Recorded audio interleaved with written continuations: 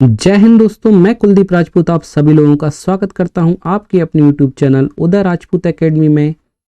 मैं आज इस वीडियो में अल्फाबेट टेस्ट का पार्ट 2 कराने वाला हूं। इससे पहले पार्ट 1 हमने कंप्लीट कर लिया। यदि पार्ट 1 आपने नहीं देखा है तो प्लीज़ पार्ट 1 को आप जरूर देखिएगा।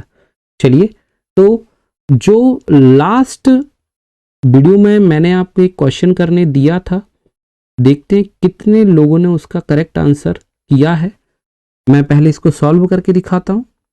उपरोक्त वर्णमाला को यदि विपरीत क्रम में लिखा जाए तो विपरीत क्रम के लिए जैसा कि मैंने लास्ट टाइम बताया था कि भैया जब विपरीत क्रम में लिखना हो तो ये लेफ्ट साइड होती है, इसको राइट बना दिया करें, और ये जो राइट साइड होती है इसको लेफ्ट बना दिया करें, तो ये विपरीत क्रम में लिखने समान ही हो जाता है। ठीक है, आपके बाएं से 17वें अक्षर मतलब लेफ्ट से 17 से बाएं 15वां मतलब इससे बाएं 15वां चलना है। मेन डायरेक्शन इसका जो है वो है 7 और लेफ्ट से 7 और लेफ्ट के अकॉर्डिंग लेफ्ट हमेशा माइनस होगा इससे, तो 17 से 15 गया, कितना बचेगा 2, कितना बचेगा 2, है ना। और फाइनली हम कैलकुलेट कहाँ से करते हैं, मेन डायरेक्शन से, मतलब लेफ्ट से 2 इसका करेक्ट आंसर होना चाहिए। और लेफ्ट एक्चुअल में है कहाँ पे, इस तरफ। देखिए भाई, ये है लेफ्ट इसमें, तो दूसरा कौन सा होगा, पहला जेड और दूसरा बाय, तो इसका करेक्ट आंसर क्या होगा, बाय। ठीक, और सभी लोगों ने, या कहूं तो ज्यादातर लोगों ने इसका जो आंसर है वो कमेंट में सही दिया था। उन सभी के लिए बहुत बहुत बधाई। ठीक है, चलिए तो देखते हैं नेक्स्ट क्वेश्चन, जो वर्णमाला क्रम से ही संबंधित है। और कहा गया है इसमें कि यदि वर्णमाला के वर्णों को उल्टे क्रम में लिखा जाए, भाई कितनी बार उल्टी क्रम में लिखवाओगे यार, है ना। लो भाई, ये राइट और ये लेफ्ट, उल्टा क्रम कर दिया। तो बाएं से मुख्य डायरेक्शन क्या है, लेफ्ट, है ना, तो लेफ्ट से कितना 12वां, के दाएं 7वां, के दाएं 7वां अक्षर कौन सा हो, क्योंकि दाएं से 7वां अक्षर कौन सा होगा ये हमें बताना है। ठीक है, बाएं से 12, लेफ्ट मेन डायरेक्शन है और इस मेन डायरेक्शन में राइट एक अपोजिट डायरेक्शन बनेगा लेफ्ट के अकॉर्डिंग, तो जुड़ेगा वैल्यू, तो 12 और 7 कितना हो जाएगा 19, और कहाँ से, मुख्य डायरेक्शन से गिनेंगे, मतलब लेफ्ट से 19 नंबर इसका करेक्ट आंसर है। तो यहाँ से 19 गिनना है, पहला बा जेड, दूसरा बाय, तीसरा एक्स, इस प्रकार से गिनते गिनते हमें 19 तक आना है। तो 19 तक आने का एक रास्ता पता है भाई, ये टोटल 26 होते हैं एम एन पर, ये आधे आधे होते हैं। ठीक है, तो 13वें नंबर पे आएगा एन, जब जेड से पहला गिनेंगे तो 13वें नंबर पे क्या आएगा एन, 14 एम, 15 16 17 18 और 19 नंबर पे कौन आया एच, तो इसका करेक्ट आंसर कौन होगा एच। ठीक है, ये तो इस प्रकार हम सिंपली कैलकुलेट कर पाए। और एक लास्ट वीडियो में मैंने बताया भी था कि जेड तरफ से जब कभी प्लेस वैल्यू के अकॉर्डिंग बगैर गिने हुए हमें आंसर निकालना हो तो हम क्या कर सकते हैं कि भाई जो वैल्यू है उसको 27 से कम कर दें, तो जेड तरफ की बजाय वो ए तरफ से प्लेस वैल्यू के अकॉर्डिंग वैल्यू बन जाती है। 27 से 19 गया, कितना बचा 8, मतलब 8 प्लेस वैल्यू किसकी होती है, प्लेस वैल्यू 8 किसकी होती है, एच की होती है। तो डायरेक्टली हम एच को आंसर कर सकते थे इस पैटर्न से। ठीक है, ये तो रहा इसका आंसर। चलिए, उपरोक्त वर्णमाला को उत्क्रम में रखा जाए, मतलब फिर से वैसे ही करना था। तो के दाईं ओर 8वां अक्षर कौन सा होगा, के दाईं ओर जाना है, 8वां अक्षर कौन सा होगा। ठीक है, तो 8वां कौन सा होगा, के दाईं ओर, के बाद आएगा क्या, L M N O P Q R S. देखिए भाई 8वां यही हो रहा है क्या, 1 2 3 4 5 6 7 8, तो क्या होना है एस। लेकिन क्या पूछा गया है कि के दाईं ओर उपरोक्त वर्णमाला को उल्टे क्रम में लिखा जाए। सॉरी सॉरी सॉरी, ये उल्टे क्रम है, उल्टे क्रम है ना, मिस्टेक हो गई। ठीक है, के से उल्टे क्रम में जब लिखा जाएगा तो हमें चलना कहाँ होगा एक्चुअल में, ये ऐसा नहीं लिखा होगा, के से फिर हम चलेंगे इस तरफ, है ना। तो के से जो लिखा जाएगा, जैसे उल्टा क्रम इसका क्या लिखा जाएगा देखते हैं। ठीक है, उल्टा क्रम इसका होगा, यहाँ से लिख देता हूँ, ए, ये बी, ये सी, ये D, E F G H I J K L M और ऐसा आगे तक, ठीक है। हमें मतलब है केवल इतने भाग से, क्यों? क्योंकि के दाईं तरफ जाना है, तो के का दायां तो इस तरफ ही होगा, इस तरफ है ना, ये के का दायां तो इस तरफ ही होगा। 8 जाना, 1 2 3 4 5 6 7 8, कौन आएगा? सी आएगा, ठीक है। दिशा बदल जाने से उल्टी क्रम थोड़ा दिमाग में नहीं रहा, ध्यान नहीं रख पाया था ना, इस वजह से हम सीधा सीधा क्रम में ही इसका आंसर एस निकाल बैठे थे पहले, जबकि वो गलत था। उल्टी क्रम में उसका आंसर सी होगा, ठीक है। उम्मीद करता हूं आपको ये समझ आया होगा। चलिए देखते हैं नेक्स्ट। रिप्रेजेंटेशन शब्द के सभी अक्षरों को फिर से बाएं से दाएं वर्णमाला क्रम में रखा जाए तो कौन सा अक्षर बाएं छोर से 5वें स्थान पर होगा? तो कौन सा अक्षर लेफ्ट से 5वें स्थान पर होगा, ठीक है। चलिए भाई, रिप्रेजेंटेशन जो वर्ड है इसको आप बड़े ध्यान से देखें और मुझे बताएं कि भाई रिप्रेजेंटेशन में कौन सा शब्द आएगा अंग्रेजी वर्णमाला की तरफ से लिखने पर, ठीक है। तो सबसे पहले हम लिखेंगे ए को, है ना, ठीक है। सबसे पहले हमने वर्णमाला क्रम के अकॉर्डिंग ए को लिख दिया।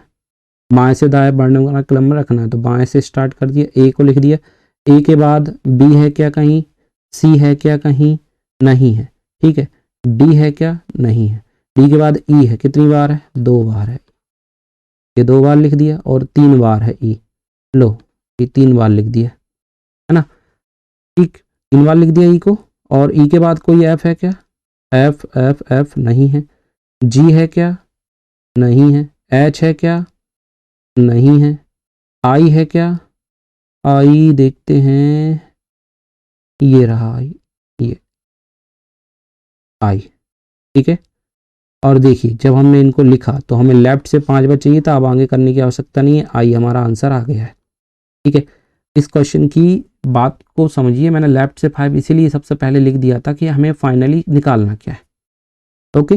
तो मैंने लिखना चालू कर दिया था देख देख कर, इसको बस ध्यान से देख कर ही करना सबसे सही है, इसका कोई शॉर्ट ट्रिक नहीं है, ठीक है। शॉर्ट ट्रिक वही चीज़ है जो मैं कहता हूँ कि भाई इसको 18 लिख लो, यदि अंकों में आप जल्दी से रिकॉग्नाइज कर पाते हो 18 पहले आएगा कि 5 पहले आएगा, ठीक है, या 16 पहले आएगा, है ना, या फिर 18 फिर 5, ऐसा यदि लिख लोगे तो आप इससे भी पहचान सकते हो। सबसे पहले 1 नंबर को लिखना, फिर 2 नंबर को लिखना, फिर 3 नंबर को, इस प्रकार से सेट कर सकते हो प्लेस वैल्यू लिख कर, या फिर अल्फ़ाबेट में आपका पकड़ अच्छा है तो हम इस प्रकार भी कर सकते हैं। दोनों ही तरीके सही हैं और यही जेन्युइन तरीका है इसको करने का, ठीक है। उम्मीद करता हूँ आपको ये समझ आया होगा। चलिए देखते हैं नेक्स्ट।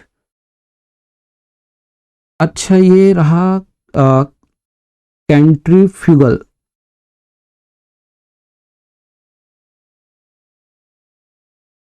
सेंट्रीफ्यूगल है वो, कंट्री नहीं था, CENTRIFUGAL,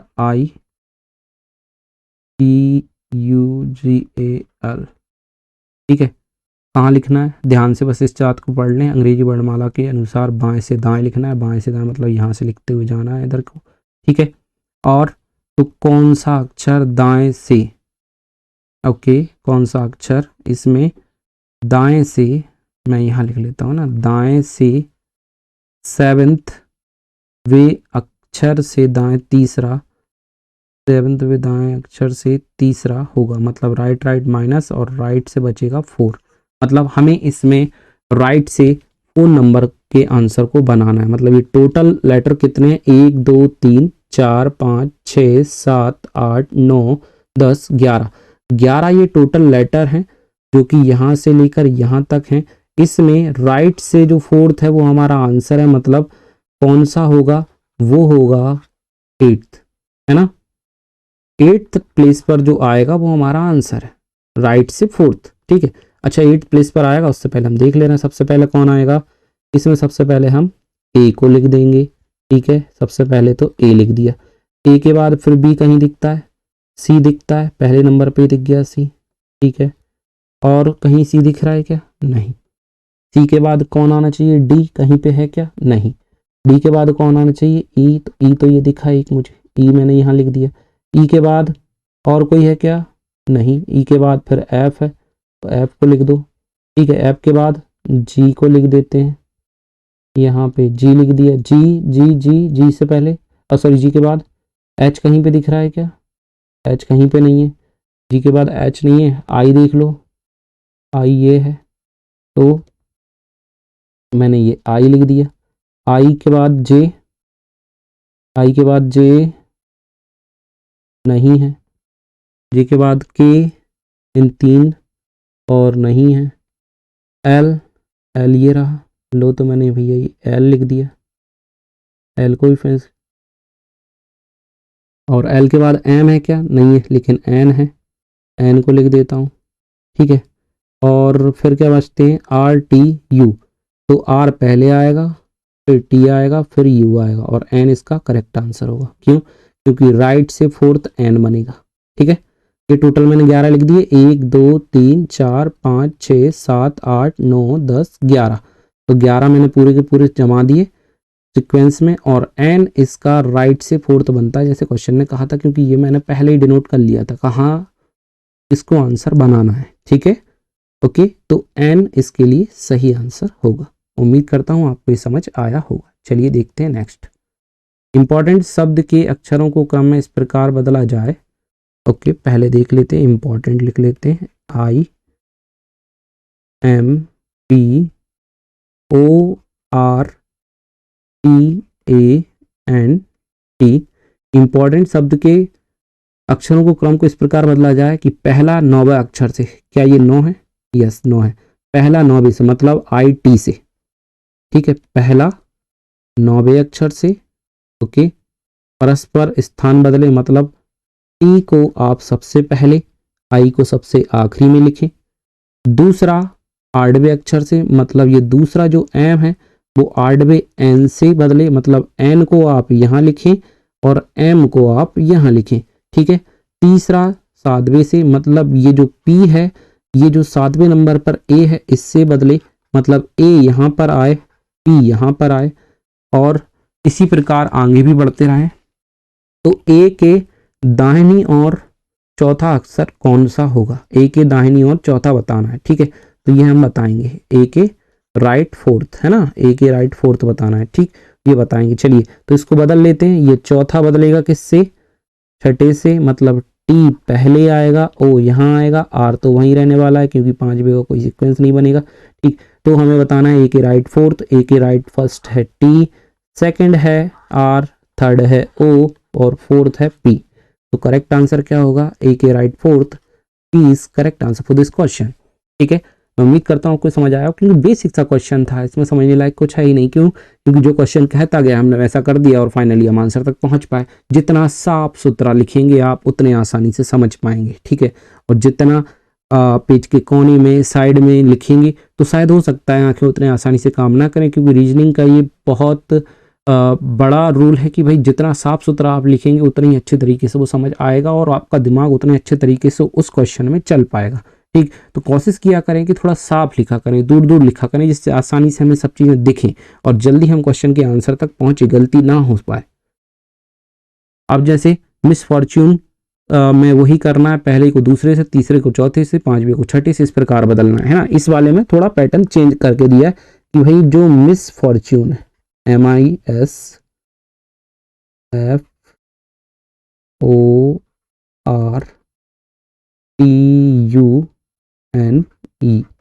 ठीक, इनको पहले दूसरे से बदलना, मतलब एम आई से IM से बदल दिया, IM कर दिया, ठीक है। दूसरा चौथा सॉरी तीसरा चौथे से बदला रहा था, तो एफ को पहले एस को बाद में, उसी प्रकार आगे करना है। RO बदल दिया, UT कर दिया, EN कर दिया, ठीक है। परस्पर प्रतीत क्या है? तो बाएं से आठवां कौन होगा? बाएं से आठवां गिन लेते हैं, पहला, दूसरा, तीसरा, चौथा, पांचवा, छठा, सातवां, आठवां। कौन हुआ आठवां? T. T is correct answer for this question. मैं उम्मीद करता हूँ आपको ये समझ आया होगा। जैसा क्वेश्चन ने कहा वैसा कर दिया और तुरंत आंसर तक हम पहुंच पाए, ठीक है। निम्नलिखित अंक श्रृंखला में, इस बार वर्णमाला क्रम के अलावा इसमें क्या आ गया? अंक श्रृंखला। ये जो लिखी है इसकी बात कर रहे हैं। ऐसे कितने सात है? किसकी बात हो रही कि भाई ऐसे कितने सात हैं जिनके तत्काल पहले, मतलब ठीक पहले 5 आता हो और तत्काल बाद में 8 आता हो, हमें ये पेयर देखना है। मतलब भाई इस प्रकार की पिक्चर कहाँ बन रही है कि 5 7 8, 5 7 8, ठीक है। 5 8 7 नहीं चाहिए, 5 8 7 नहीं चाहिए, ओके। 5 7 8 एक पिक्चर ये दिख गई, ठीक है। और 5 के बाद 5 आ गया, 5 के बाद 7 चाहिए, 5 7 8 एक पिक्चर ये दिखती है, और बन नहीं रही है। 5 नहीं नहीं नहीं नहीं, ठीक है।